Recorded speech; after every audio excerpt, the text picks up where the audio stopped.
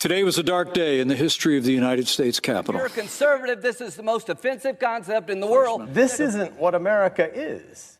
So, Scott, let's start with 2000 Mules. For those who aren't familiar, this is a film released by Dinesh D'Souza that claims there was widespread fraud in the 2020 election. The premise?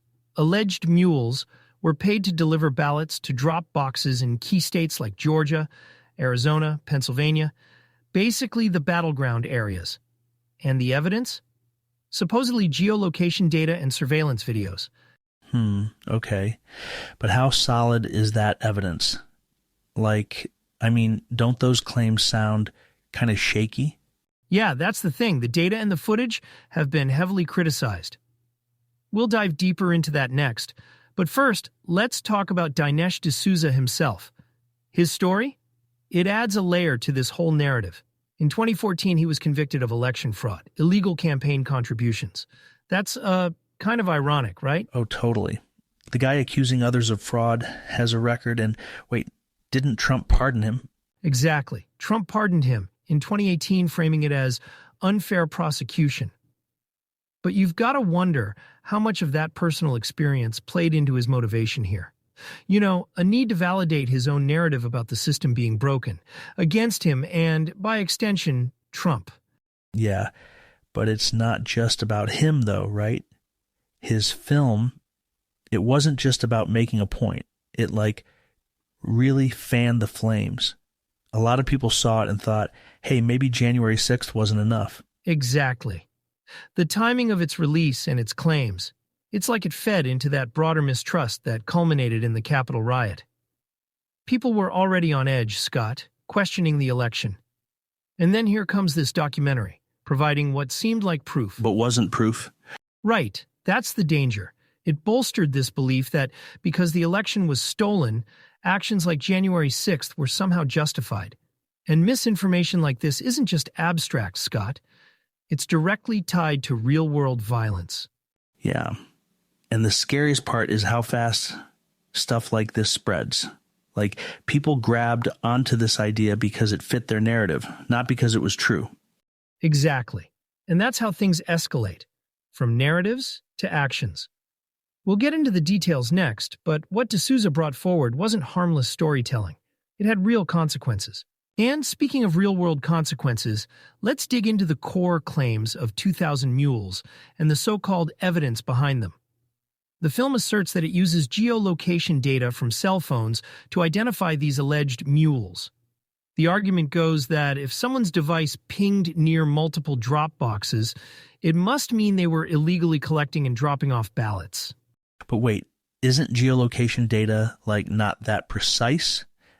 Couldn't someone just be walking by or driving near one of these places? Exactly. Experts have pointed out that this data isn't accurate enough to prove anyone actually used a drop box. It's more about proximity than action. For example, the Georgia Bureau of Investigation reviewed these claims and found nothing that could hold up as evidence of wrongdoing. So they, just guessed people were mules because their phones showed up nearby? That's pretty weak. Right. And the surveillance footage they paired with this data is another problem. In many cases, the context was missing or misleading. One key figure in the film, Mark Andrews, was accused of illegal activity simply for dropping off ballots for his family members. Completely legal, by the way. Hold on. This guy's life got turned upside down for following the rules? Yes. He faced harassment, even threats, because the film put him in its crosshairs. He had to file lawsuits against both Salem Media and D'Souza for defamation. Man, that's horrifying. Can you imagine being in his shoes? Just a regular citizen, and now you're a target for who knows what? It's a stark reminder of the way misinformation can have real-world consequences. And to their credit, Salem Media eventually apologized, admitted their mistakes, and removed the film. But the damage was done.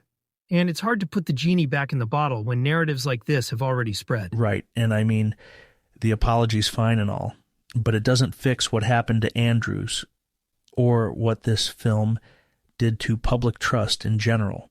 Exactly. Accountability matters, especially for media figures who perpetuate harmful narratives. And this isn't just about one film or one person. It's about the broader impact on democracy and the trust people place in information. That erosion of trust, it's dangerous. Yeah, it's like we're living in this environment where anything can become a fact if it fits the agenda. And that has some pretty scary implications. You're exactly right, Scott.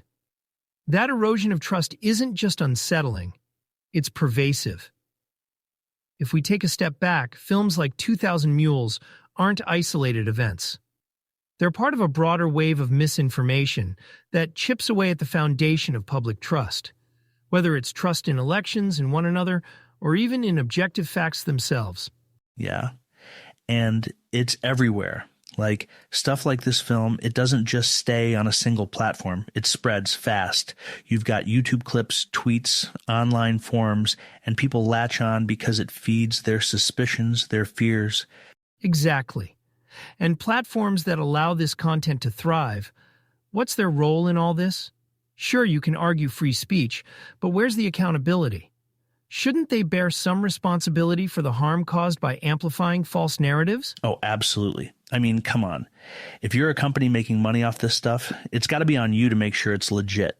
Otherwise, it's like you're just throwing gasoline on a fire and walking away. And it's not like we haven't seen the consequences. We've talked about January 6th, but it's bigger than one event. It's how this cycle of misinformation creates echo chambers, where some people actually feel, justified in taking extreme actions. Yeah, and that's the scariest part, Eric. Like, once people buy into an idea like the election's stolen, everything else starts to feel justified to them. Violence, threats, you name it. And all of it built on lies. It's chilling. And then you've got guys like D'Souza, people with platforms knowingly spreading these falsehoods. Whether it's for profit, attention, or validation, the damage is all too real. And like we said earlier, it doesn't stop at one documentary. Right. It's a cycle. Someone puts out misinformation, it stirs people up, and then it just keeps going. And to fix this, man, it's not easy. It's education, stricter standards for media, holding people accountable. It's all of that at once.